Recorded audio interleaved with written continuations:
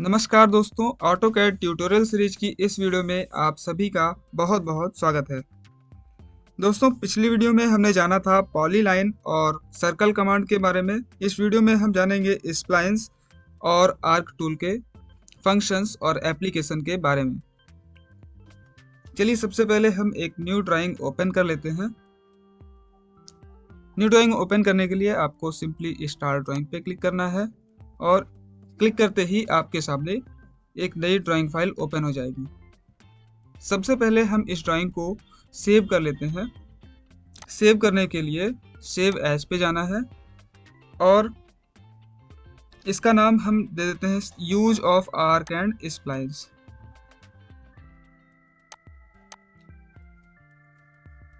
और फिर सेव। अब हम जो भी ड्राइंग बनाएंगे इसमें कंट्रोल एस से सेव करेंगे। सबसे पहले हम बात करते हैं स्प्लाइन्स की। तो स्प्लाइन्स एक तरह का कर्व होता है। कर्व को स्मूथ बनाने के लिए हम स्प्लाइन्स का यूज करते हैं। ये टूल आपको ड्रॉप पैनल में नीचे साइड मिल जाएगा।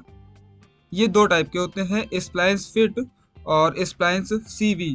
इसे हम शॉर्टकट से भी एक्टिवेट कर सकते हैं। स्प्लाइन का शॉर्टकट की होता है SPL। SPL को हम कमांड लाइन में जैसे ही टाइप करेंगे और एंटर करते ही स्प्लाइन कमांड एक्टिवेट हो जाएगा। इसके बाद आपसे कहता है स्पेसिफाई फर्स्ट पॉइंट। हमें एक फर्स्ट पॉइंट डिफाइन करना है, जैसे कि यहाँ पर हमने डिफाइन कर लिया है, और इसके बाद नेक्स्ट पॉइंट देना है, फिर next point, next point, next point. इस तरह से आप जितना भी एक्सटेंड करना चाहें कर्व लाइन को उतना कर सकते हैं।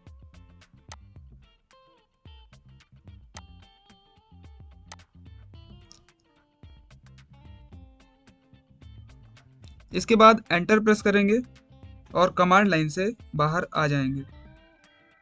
इसके बाद हम देख सकते हैं कि अगर हम इस लाइन को सेलेक्ट करते हैं तो हमारे पास कई सारे पॉइंट्स देखने को मिलेंगे, जिसमें कि ये नीचे का एरो बटन होता है। यहाँ से हम स्प्लाइन मेथड को कंट्रोल कर सकते हैं।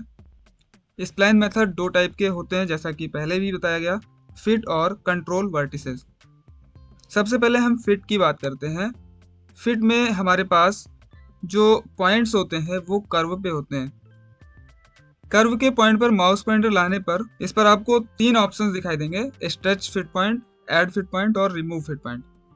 स्ट्रेच का मतलब होता है आप स्ट्रेच कर सकते हैं, जैसे कि हम यहाँ पर स्ट्रेच पर क्लिक करते हैं और आप देख सकते हैं कि माउस कर्सर पे ये स्ट्रेच हो रहा है। आप इसे कितना भी बढ़ाना चाहें तो इसे बढ़ा सकते हैं। इसके बाद दूसरा ऑप्शन है ऐड फिट पॉइंट। जैसा कि हमारे पास यहाँ पर केवल एक पॉइंट दिख रहा है, अगर हम चाहें तो यहाँ पर दूसरा पॉइंट भी ऐड कर सकते हैं। ऐड करने के लिए सिंपली ऐड फिट पॉइंट पर क्लिक करना है और ये दूसरा पॉइंट ऐड हो गया। अब इसे अपने हिसाब से इसे एडजस्ट कर सकते हैं।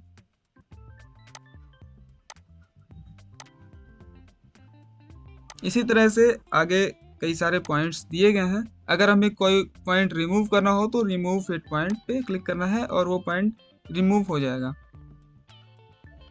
तो इस तरह से हम एक स्मूथ कर्व बना सकते हैं। दूसरा मेथड है कंट्रोल वर्टिसेस का।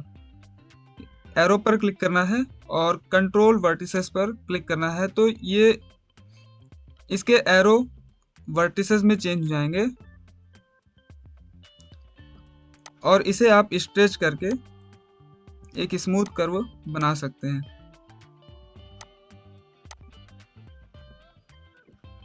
इसके साथ ही अगर कई पॉइंट ऐड करने होते हैं या रिमूव करने होते हैं तो ये आप आसानी से कर सकते हैं। यहाँ पर एक नया ऑप्शन आया है रिफाइन वर्टिसेस। इसका मतलब होता है कि और भी कई पॉइंट्स ऐड कर सकते हैं कर्व को और भी ज़्यादा स्मूथ बनाने के लिए। तो चलिए इसका यूज़ हम देख लेते हैं। रिफाइन वर्टिसेस पर क्लिक करना है तो आपके सामने एक पॉइंट और ऐड हो गया। फिर से इस पॉइंट को सेलेक्ट करते हैं, रिफाइन वर्टिसेस को, इसके बाद आप देख सकते हैं कि और भी ज़्यादा स्मूथ आप इसको कर सकते हैं।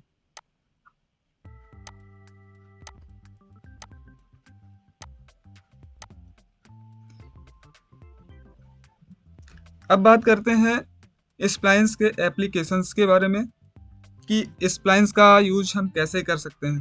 पैटर्न्स बनाने के लिए हम स्प्लाइंस का यूज कर सकते हैं, जैसे कि घरों में फर्नीचर वगैरह के पैटर्न्स बनाने, तो हम स्प्लाइंस की मदद से हम आसानी से बना सकते हैं। इसके लिए हमें एक रेक्टेंगल लेना है और रेक्टेंगल में स्प्लाइंस को ड्रॉ कर लेना है, जैसे कि कुछ इस तरीके से हम स्प्लाइंस बना सकते हैं।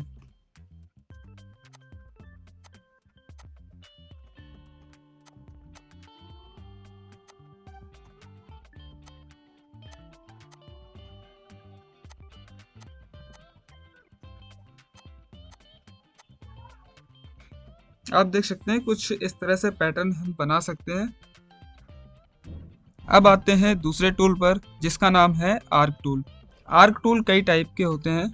आपको आर्क टूल होम टैब के ड्रॉ पैनल में दिख जाएगा। आर्क कई तरह से हम बना सकते हैं, जैसे कि 3 point, start, centre, and, start, centre, angle, start, centre, length, start, and, angle, start, and, direction, है ना। तो इस टाइप के आप आर्क बना सकते हैं। अब हम देख लेते हैं एक एक करके। सबसे पहले हम आर्क देख लेते हैं क्या होता है। आर्क में एक आर्क लेंथ होता है और दूसरा कॉर्ड और तीसरा सेंटर। और अगर एंगल की बात करें तो जिस टाइप का भी हम आर्क बनाना चाहें उस टाइप का बना सकते हैं। चलिए सबसे पहले हम देख लेते हैं 3 पॉइंट आर्क। इसके लिए हमें 3 पॉइंट की रिक्वायरमेंट होगी। सबसे पहले हम एक लाइन खींच लेते हैं, जैसे कि हमारे पास ये लाइन है।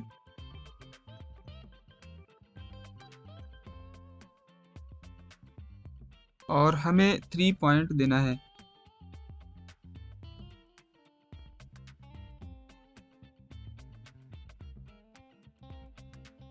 सबसे पहले हमें 3 पॉइंट को सिलेक्ट करना है और उसके बाद ये पॉइंट,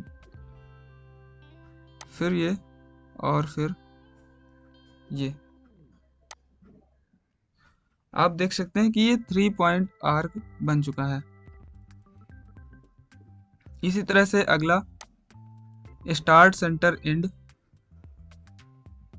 इसके लिए सबसे पहले स्टार्ट, उसके बाद सेंटर, उसके बाद फिर एंड। सबसे पहले स्टार्ट पॉइंट यहाँ पर लेते हैं, सेंटर पॉइंट और फिर एंड पॉइंट।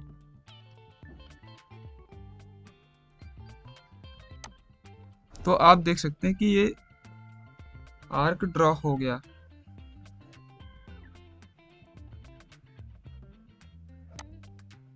अगला मेथड है स्टार्ट, सेंटर, एंगल का। इसमें एंगल का रिक्वायरमेंट होता है। हमें एंगल डिफाइन करना होता है, जैसे कि स्टार्ट, सेंटर और फिर एंगल। कितने एंगल पर हमें आर्क चाहिए उसे डिफाइन करना होता है। जैसे कि हमें 145 डिग्री पर चाहिए तो हम टाइप करेंगे 145 और एंटर। इस तरह से हमारा जो आर्क है वो 145 डिग्री के एंगल पर बन जाएगा। अगला मेथड आता है स्टार्ट, सेंटर, लेंथ का। इसमें हमें आर्क की लेंथ देनी होती है। चलिए हम देख लेते हैं इसे भी। मान लेते हैं हमारा स्टार्ट पॉइंट यहाँ है, सेंटर पॉइंट यहाँ पर है और अब हमें देने हैं इसमें 1000 mm दे देते हैं। तो इस तरह से हमारी जो आर्क है वो बन जाएगी। अगला मेथड है स्टार्ट, एंड, एंगल का। इसमें पहले स्टार्ट पॉइंट, फिर एंड पॉइंट, उसके बाद एंगल डिफाइन करना होता है।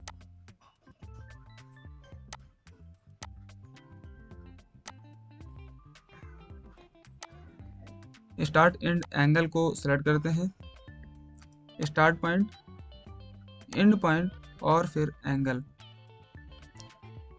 कितने डिग्री का एंगल का रिक्वायरमेंट है उस हिसाब से हम इसमें सेट कर देते हैं, जैसे कि 145 डिग्री, 145 एंटर। इस तरह से हम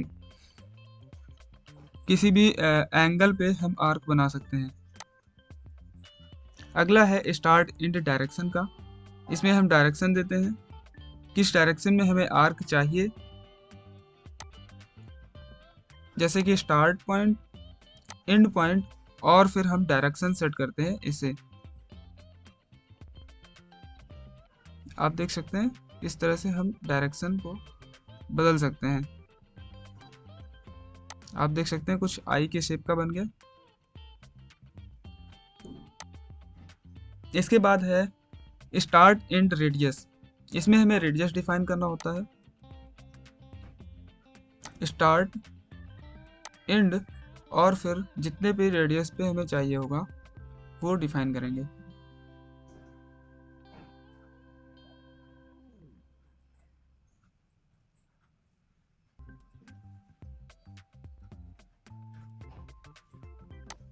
तो आप देख सकते हैं कि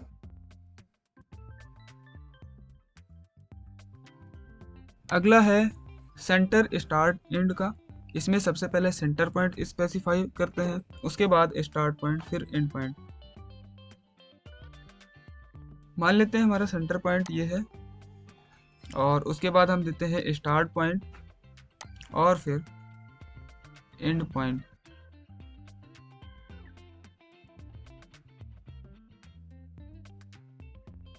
इस तरह से हमारा आर्क ड्रॉ हो जाएगा। इसके बाद हम कुछ आर्क के कुछ रूल्स बताएंगे कि किस टाइप से हमें आर्क बनाना चाहिए, कौन सी डायरेक्शन में आर्क जाएगा, और इसके कुछ शॉर्टकट कीज हैं। इनके बारे में हम डिटेल में बताने वाले हैं, तब तक वीडियो में आखिरी तक बने रहिएगा। अगला मेथड है सेंटर स्टार्ट एंगल का।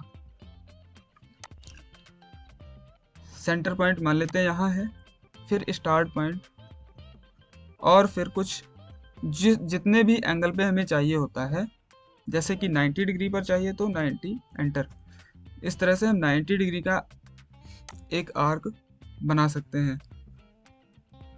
अगला है सेंटर स्टार्ट लेंथ का। हम कुछ सेंटर पॉइंट यहाँ पर देते हैं, सेंटर, और फिर स्टार्ट, और आर्क की जो भी लेंथ होगी हम यहाँ पर स्पेसिफाई करेंगे।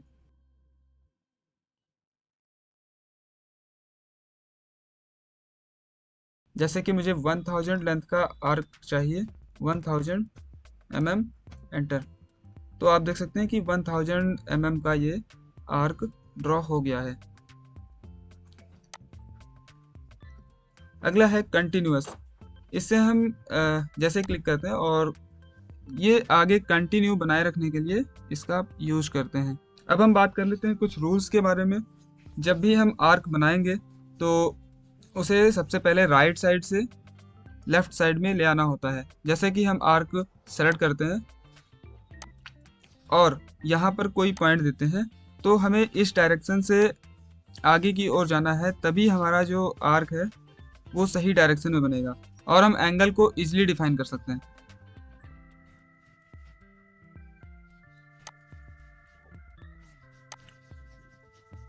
अगर हम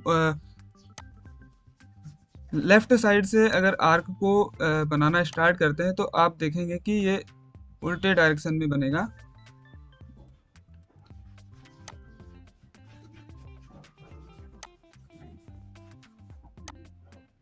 आप देख सकते हैं कि ये उल्टे डायरेक्शन में बनना स्टार्ट हो गया है।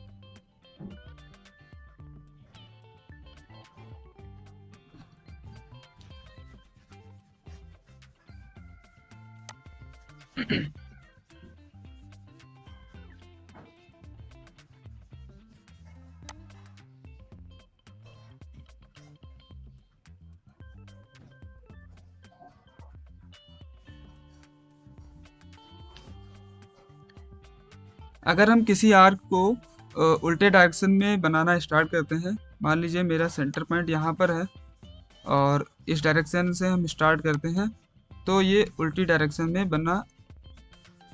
बनाया जाएगा। और इसी तरह से अगर हम राइट साइड से बनाते हैं तो आप देख सकते हैं ये क्लॉकवाइज डायरेक्शन में बन रहा है। तो इसलिए हमें जो है एंगल को उल्टे साइड से बनाना ज़्यादा सूटेबल होगा। साथ ही अगर कंट्रोल बटन प्रेस करेंगे तो ये इसका डायरेक्शन बिल्कुल ही चेंज हो जाएगा।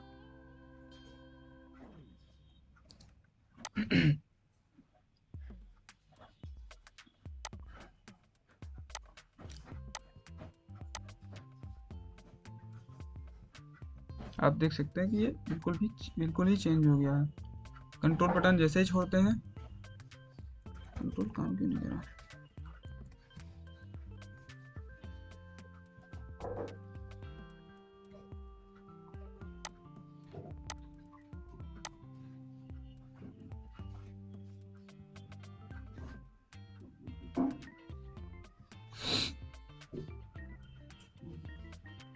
आशा करता हूँ कि आपको आर्क टूल और स्प्लाइन टूल अच्छे से समझ में आ गया होगा।